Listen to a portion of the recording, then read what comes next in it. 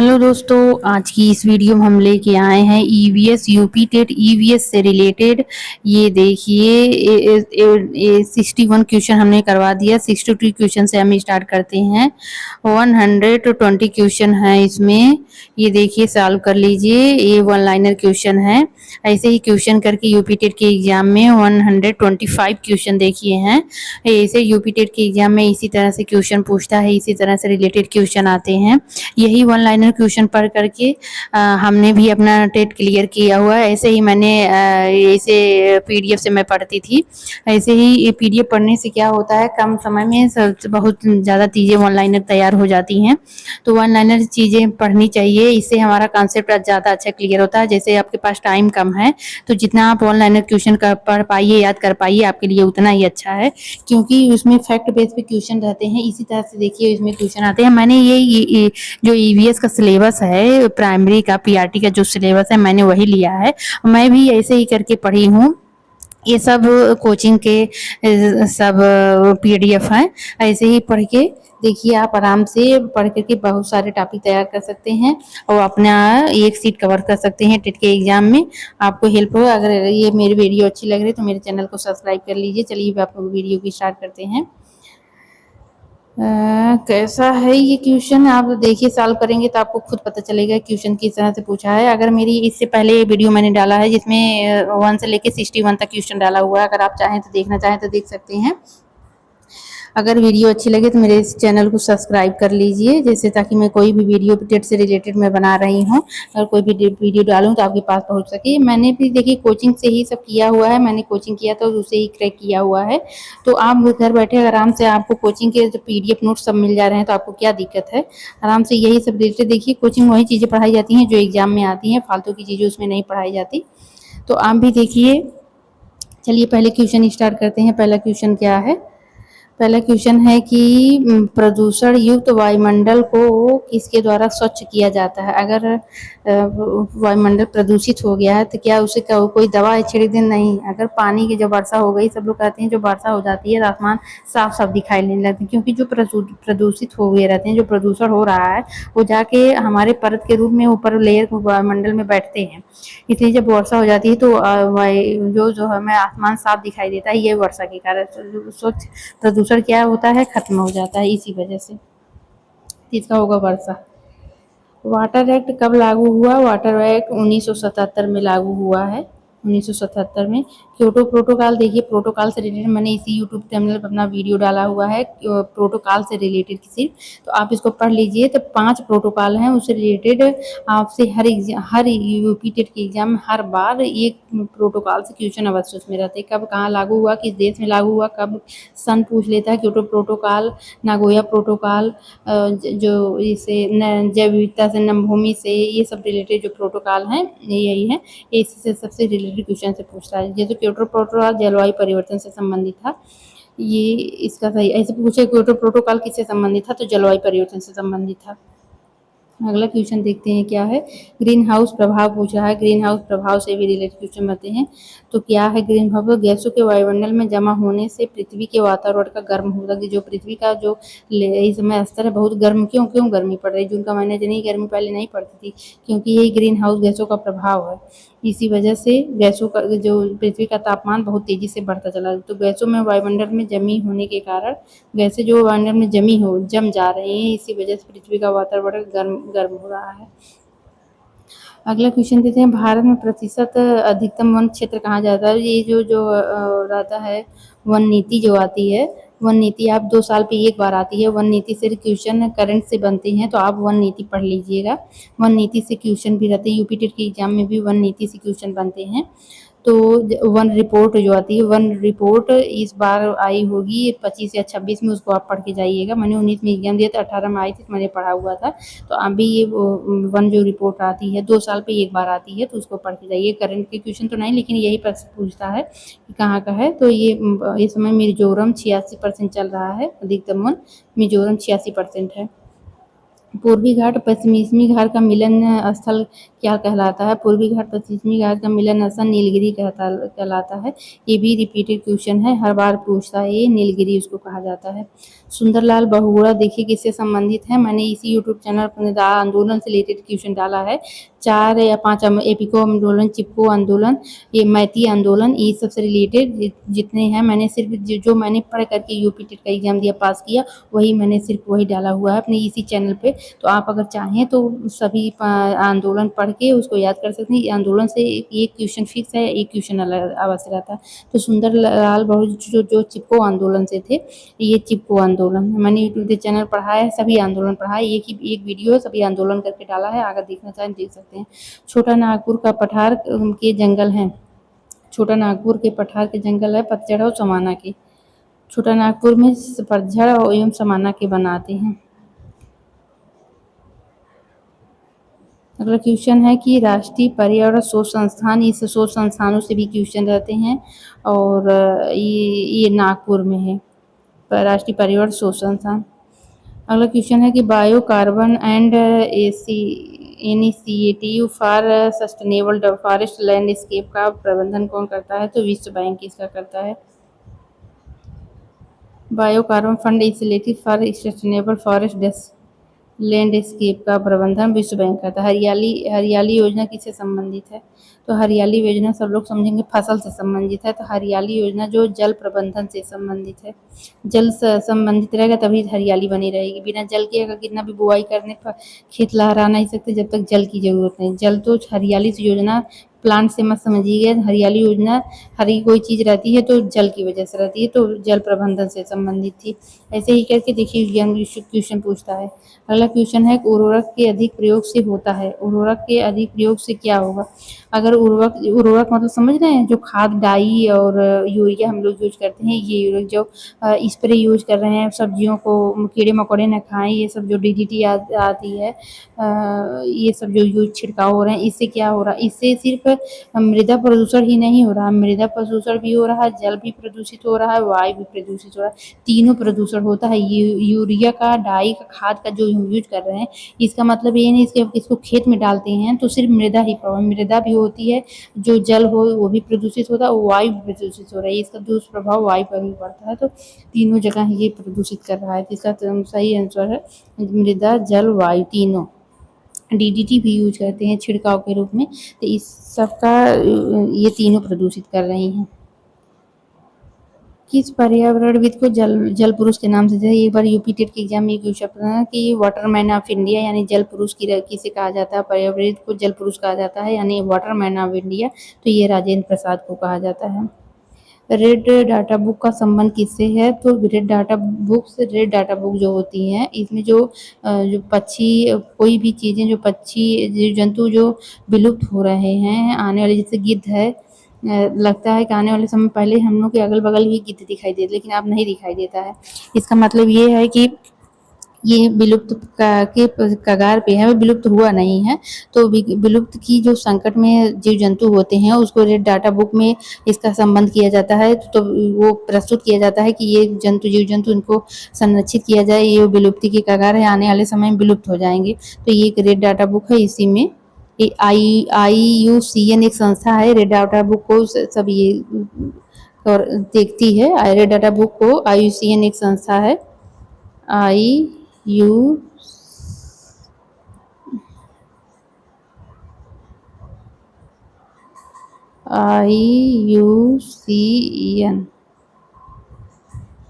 International union conservation of nature and natural resources.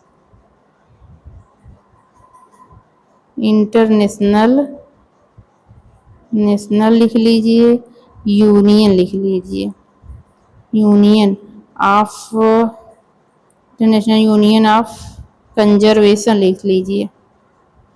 Conservation of nature and natural resources का full form होता है IUCN का, international union for conservation of nature and natural resources. सबसे लंबी जीवित वृक्ष है, ये भी क्वेश्चन एक बार पूछा हुआ था, सबसे लंबी जीवित वृक्ष कौन सा है? तो ये सिकोआ है। सिकोआ शायद ये USA में ही है। सिकोआ वृक्ष है, सबसे लंबा वृक्ष यही है। भारत में पाए जाने वाले हॉट स्पॉट कौन से हैं? तो भारत में पाए जाने वाले हॉट स्पॉट 2 हैं, 4 वैसे हॉट स्पॉट लेकिन 2 हैं जो भारत में पूर्वी घाट और पश्चिमी घाट। पूर्वी हिमालय और पश्चिमी घाट, यही 2 हॉट स्पॉट हैं जो हमारे यहाँ भारत में पाए जाते हैं। पूर्वी हिमालय, ये भी आपको याद रहना चाहिए, पूर्वी हिमालय और पश्चिमी घाट, ये 2 हैं हॉट स्पॉट जो हमारे यहाँ पाए जाते हैं।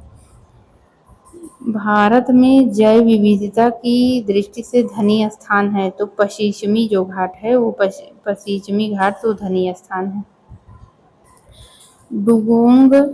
डुगोंग नामक समुद्री जीव जो विलोपन की कगार पर है, क्या है वो? स्तनधारी है, मैमल है, ये मतलब यानी स्तनधारी। डुगोंग नामक समुद्री जीव है जो विलोपन की कगार पे है, वो एक स्तनधारी है। अगले क्वेश्चन की तरफ चलते हैं। भारतीय राष्ट्रीय जैव विविधता प्राधिकरण स्थापना कब हुई? दूसरा, भारतीय राष्ट्रीय जैव विविधता प्राधिकरण स्थापना किया गया सन 2003 में चेन्नई में। समुद्री वातावरण का मुख्य प्राथमिक उत्पादक है। समुद्री वातावरण का मुख्य प्राथमिक उत्पादक होते हैं फाइटोप्लैंक्टन, इसका होगा। समुद्री वातावरण मुख्य प्राथमिक उत्पादक जो फाइटोप्लैंक्टन हैं, ये प्लांट होते हैं। फाइटोप्लैंक्टन प्लांट हैं जो समुद्री वातावरण में उत्पादक का काम करते हैं, फाइटोप्लैंक्टन।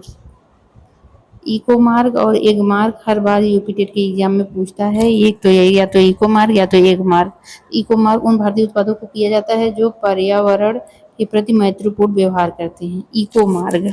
और एग मार्ग गुणवत्ता से संबंधित होता है कि ये कोई भी प्रोडक्ट, कोई भी चीज़ है, कितना परसेंट जो है इसमें प्योरिटी है, इससे संबंधित एग मार्क बताता हो। इको मार्क समझ गए होंगे, जो पर्यावरण के प्रति मैत्रीपूर्ण जितने भी, जैसे एक प्लास्टिक है, क्या पर्यावरण के प्रति मैत्रीपूर्ण व्यवहार रखता है? नहीं। तो प्लास्टिक मैत्रीपूर्ण ये इको मार्ग में नहीं है। इको मार्ग में वो भारतीय उत्पाद आते हैं जो पर्यावरण के प्रति मैत्रीपूर्ण व्यवहार रखते हैं, मित्र की तरह कार्य करते हैं, पर्यावरण के मित्र की तरह। तो जैसे कागज है, कागज जो होगा वो इको मार्ग के प्रोडक्ट में आएगा, क्योंकि कागज गल जाएगा, इससे प्रदूषण नहीं होता। जो प्रदूषित करते हैं वो इको मार्ग में नहीं आते।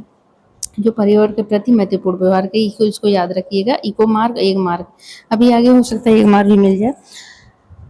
जुगाली करने वाले पशुओं में ग्रीन हाउस गैसों का निस्तारण होता हुआ है। जुगाली करने वाले मीथेन पाया जाता है। जो जुगाली पशु करते हैं उसमें मीथेन पाया जाता है। भारत में अति सघन वनों का सर्वाधिक क्षेत्र उस राज्य में पाया जाता है जहाँ पाया जाता है। भारत में अति सघन वनों का सर्वाधिक क्षेत्र उन राज्यों में पाया जाता है, जैसे अरुणाचल प्रदेश में है।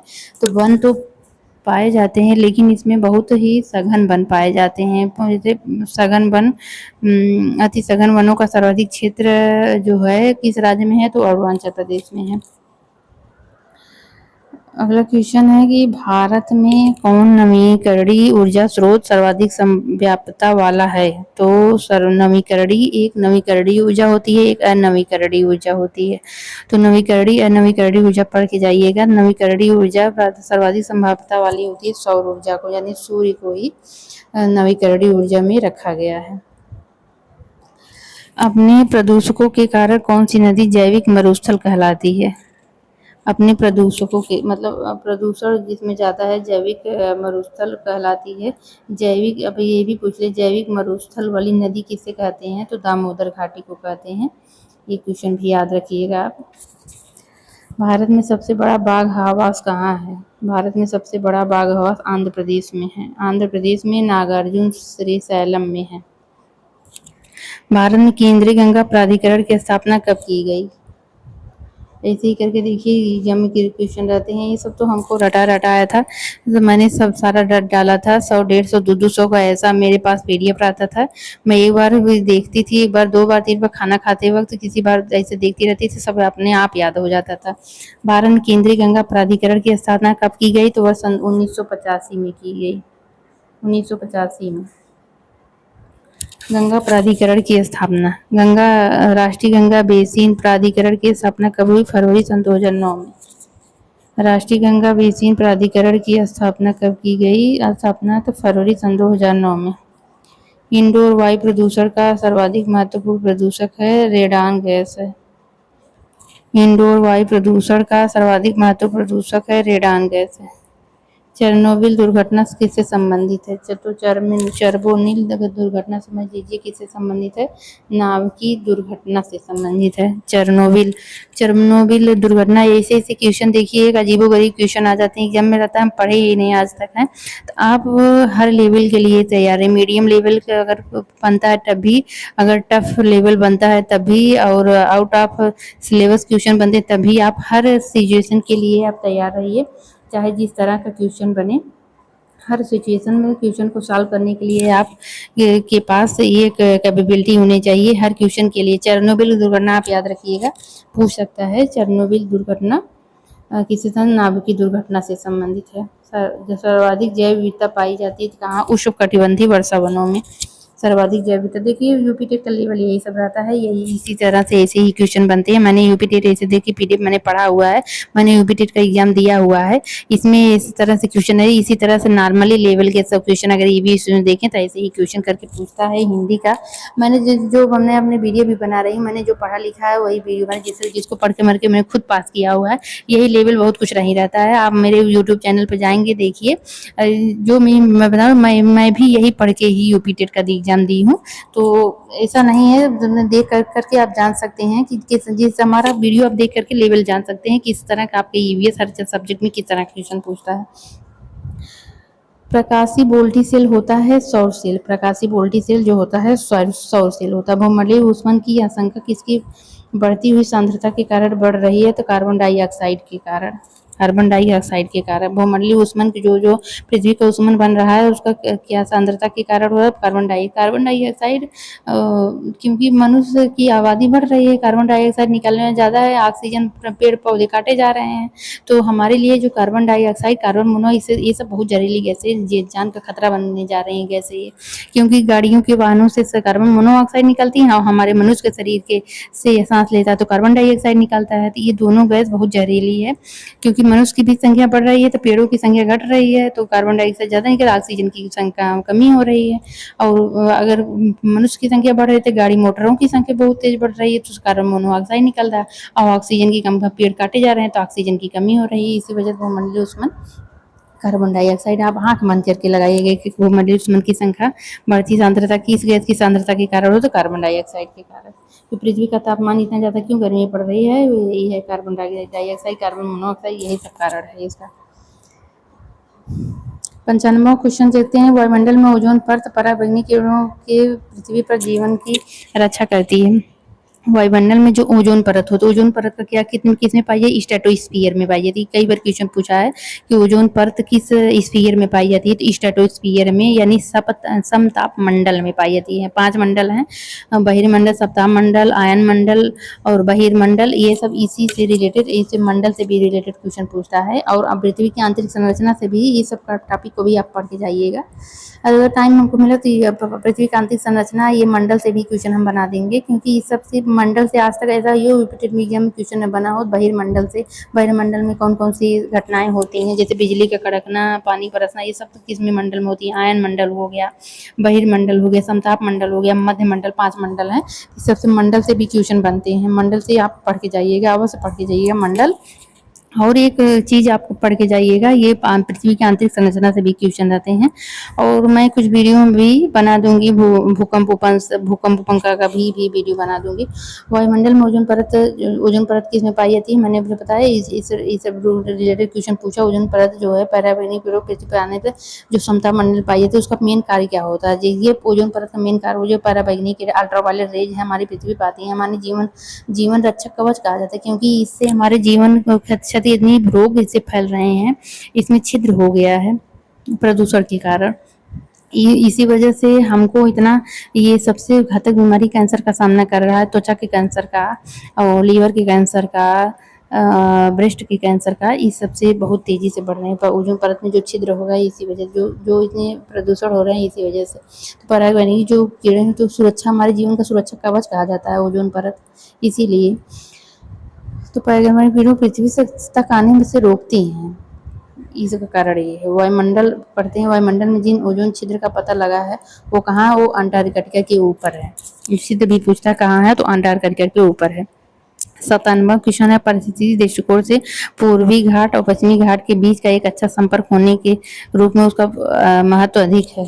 सत्यमंगलम उसको कहा जाता है। बाघ आरक्षित है सत्यमंगलम टाइगर जो तमिलनाडु में, उसको सत्यमंगलम कहा जाता है। पूर्वी घाट पश्चिमी घाट के मिलन बिंदु को क्या सत्यमंगलम कहा जाता है।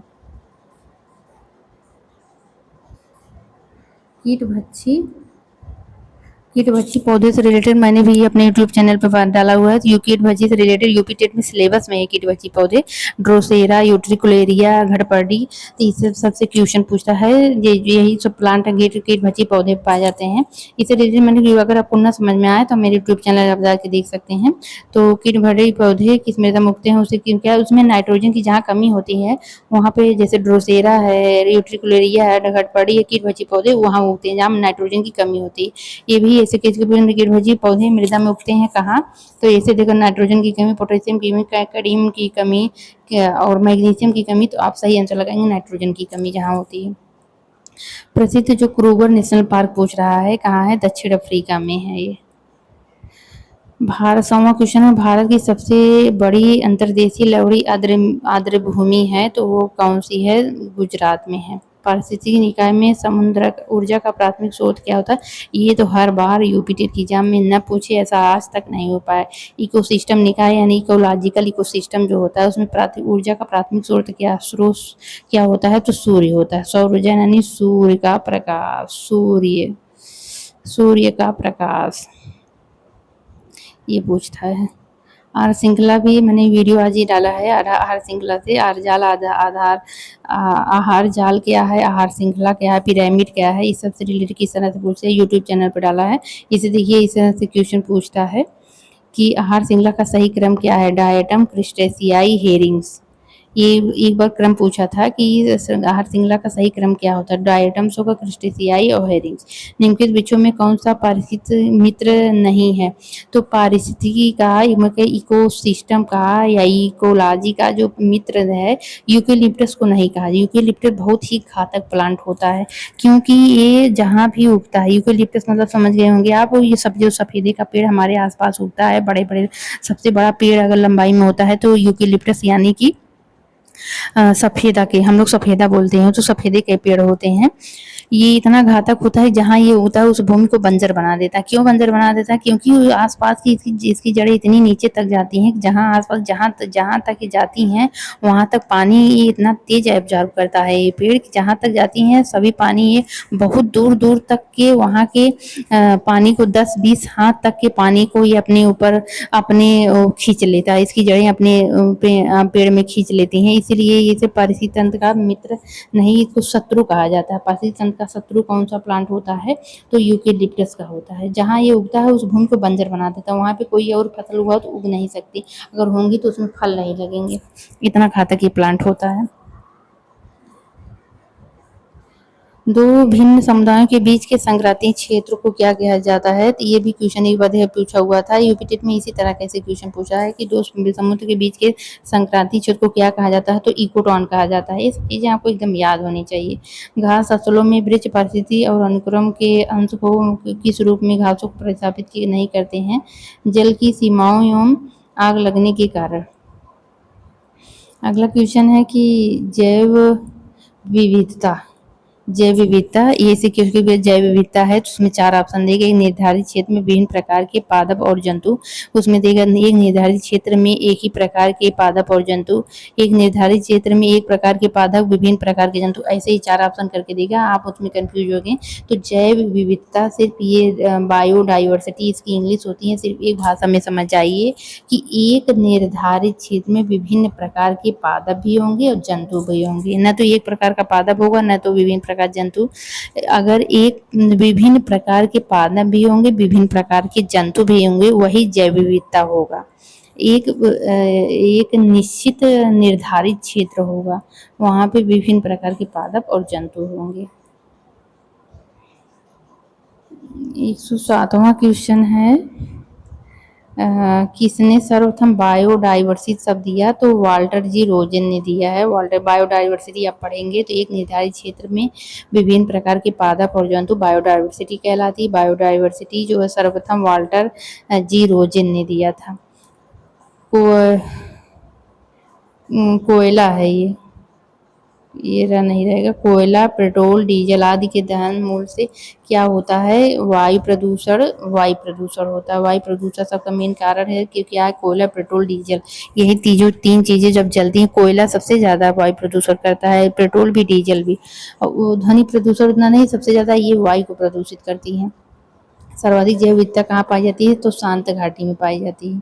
सर्वाधिक अगर जैव विविधता क्या है, निर्धारित क्षेत्र में ये विभिन्न प्रकार के पादप और जंतु और जैव विविधता जो है बायोडायवर्सिटी शब्द किसने, तो वाल्टर ये रोजन ने किया है। सर्वाधिक जैव विविधता कहाँ पाई जाती है, देखिए एक क्वेश्चन 3 सवाल बने हैं, ये शांत घाटी में पाई जाती है। सर्वाधिक जैव विविधता शांत घाटी में पाई जाती है।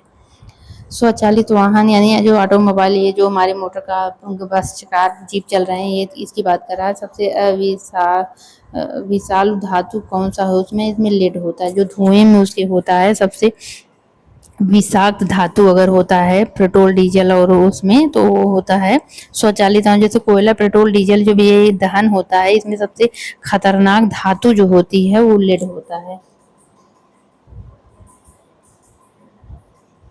जैव विविधता दिवस कब मनाया जाता है, तो जैव विविधता दिवस जो है ये 29 दिसंबर को मनाया जाता है। जैव विघटित प्रदूषण क्या है, वाहित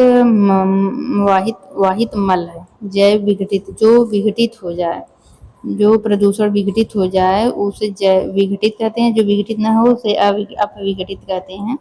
आप इस प्रदूषण वाले यूट्यूब चैनल मैंने प्रदूषण पढ़ाया हुआ है, उसमें देखिए हमने पढ़ा है ये वाहित मल है।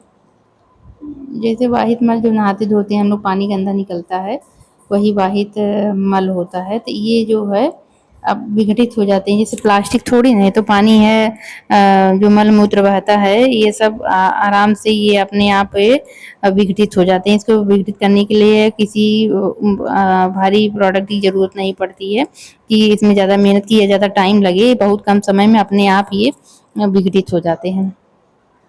ग्रीन मफलर, ग्रीन मतलब हमने प्रदूषण पढ़ा है, तो उसमें बताया है, अपने इसी यूट्यूब चैनल पे डाला है। ग्रीन मफलर क्या है, तो ध्वनि प्रदूषण रोकने की एक तकनीकी है। अब ग्रीन मफलर आप समझ लीजिए ये है कि जो जैसे सड़क बनती है, सड़क के किनारे पेड़ क्यों लगाए जाते हैं, सरकार द्वारा पेड़ लगाए जाते हैं। देखिए अब सड़क के किनारे, सड़क की किनारा कोई नहीं होगा, हाईवे की बात नहीं कर रहे हैं, एक सड़क की रोड की बात कर रहे हैं। उसके अगल बगल दोनों तरफ पेड़ प्लांट होंगे, आम के, महुआ के, नीम के, हम सब चीज के प्लांट लगाए, क्यों लगाए जाते हैं, क्योंकि वो ध्वनि प्रदूषण को कम करता है। प्लांट जो है ध्वनि प्रदूषण को कम करता है। जो यही पेड़ लगाने की जो प्रक्रिया, इसी को ग्रीन मफलर कहा जाता है। ये ग्रीन मफलर से भी क्वेश्चन बन सकते हैं।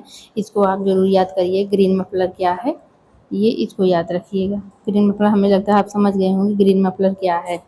मीथेन गैस उत्पादन वाला क्षेत्र है, मीथेन गैस उत्पादन वाला धान का खेत, धान के खेत में मीथेन गैस सबसे ज़्यादा निकलती है। भारत के कितने भूभाग पर जम्बल, 24.39 भाग पर, अभी तक ये 10 साल से चलता है, अभी तक जितने वन रिपोर्ट आते हैं इसमें ये भाग बदल नहीं रहा है, 24.39 यही आता चला आ रहा है। नागालैंड के पर्वतीय क्षेत्र क्रमशः बंजर होते जा रहे हैं, इसका प्रमुख कारण क्या है, झूम खेती। झूम खेती आप खेती वाले चैप्टर में एक दिन पढ़ा देंगे हम, झूम खेती। जैसे नागालैंड, मेघालय, मिजोरम के एरिया में ये झूम खेती की जाती है। तो झूम खेती करने से क्या होता है कि वो भूमि को बंजर बनती चली जा रही है वो भूमि। तो नागालैंड, मेघालय, मिजोरम के लोग झूम खेती करते हैं। तो ये इसका नागालैंड देखिए इसमें आया है। अब झूम खेती आप खेती के प्रकार में पढ़ के लेंगे तो आप ये क्वेश्चन कर जाएंगे। जो हम लोग चीज़ें ने थ्योरी में पढ़ा है, मैं उसको आपको शॉर्ट नोट में दे रही हूँ। आप शॉर्ट नोट में कम समय में ज़्यादा चीज़ें तैयार कर सकते हैं। फ्रिजों में कौन सा गैस भरी जाती है, तो फ्रिजों में नेफ्रॉन भरी जाती है। अगला है, गिर के एशियाई शेरों को रखे जाने हेतु किस राष्ट्रीय पार्क का गिर के एशियाई शेरों को रखे जाने हेतु राष्ट्रीय पार्क का चयन किया गया है, उसे पालपुरो क्यूनो पार्क का उपयोग किया गया है। यदि पृथ्वी पर पाई जाने वाली परिस्थिति समाप्त हो जाए तो किस गैस की कमी होगी। अगर परिस्थिति पाई जाए, वनस्पति अगर समाप्त की जाए, किस गैस की कमी होगी आप बताइए। ऑक्सीजन की कमी होगी, क्योंकि ऑक्सीजन का मेन स्रोत किया है, वनस्पतियां ही है। अगर पृथ्वी पर वनस्पति सारी समाप्त कर दी जाए तो ऑक्सीजन की कमी हो जाएगी। सरिस्का रणथंभौर राष्ट्रीय उद्यान पूछ रहा है कहाँ है। सरिस्का रणथंभौर ये राजस्थान में है। और इसका रणथंभौर किस जानवर के लिए भगी? तो बाघ के लिए। ये दोनों राष्ट्रीय पार्क राजस्थान में है, सरिस्का और रणथंभौर दोनों। कार्बन क्रेडिट का दृष्टिकोण किससे शुरू किया था? तो क्योटो प्रोटोकॉल से कार्बन क्रेडिट आया है। कार्बन क्रेडिट क्योटो प्रोटोकॉल से संबंधित है। भारत में मैंग्रोव वनस्पति मुख्यतः पाई जाती है तो सुंदरवन में पाई जाती है।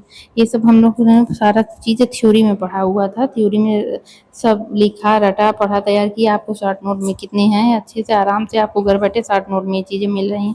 भारतीय संसद द्वारा जैव विविधता अधिनियम, जैव विविधता जिसमें हम लोग हमने सारो आर्द्रभूमि क्षेत्र ये सब प्रोटोकॉल पांचों पढ़ाया है। Nagoya protocol, Kyoto protocol, Montreal protocol और नमभूमि से संबंधित एक कार्टाजेना प्रोटोकॉल। तो ये सन 2002 में, दिसंबर सन 2002 में आया। तो ये जैव विविधता संबंधित अधिनियम हमारे यूट्यूब चैनल जाएंगे तो मैंने आपको पांचों प्रोटोकॉल पढ़ा, अगर पढ़ना चाहे तो पढ़ लें। ये देखिए इस सबसे दीजिए 60 मिनट में देखिए क्वेश्चन किस तरह से बना। भारतीय संसद द्वारा जैव विविधता अधिनियम, भारतीय संसद द्वारा जैव विविधता अधिनियम पारित किया गया दिसंबर सन 2002 में।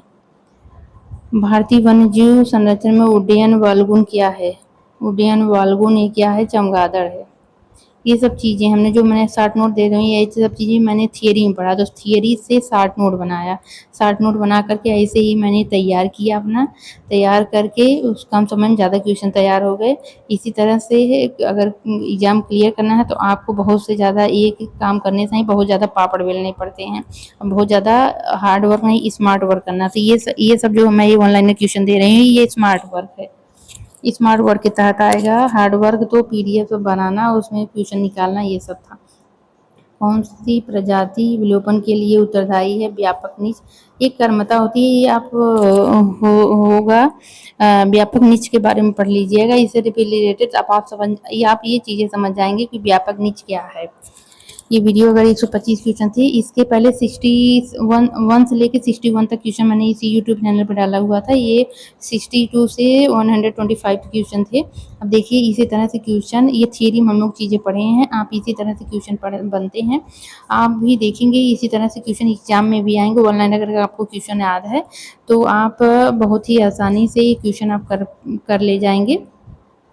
इतने इजी भी नहीं, इतने ईवीएस के पेपर बहुत अच्छे बनते हैं। अगर आपके करने के ऊपर है, आपके करने के ऊपर है। इसके पेपर आप क्वेश्चन भी एक अच्छे लेवल के बनते हैं।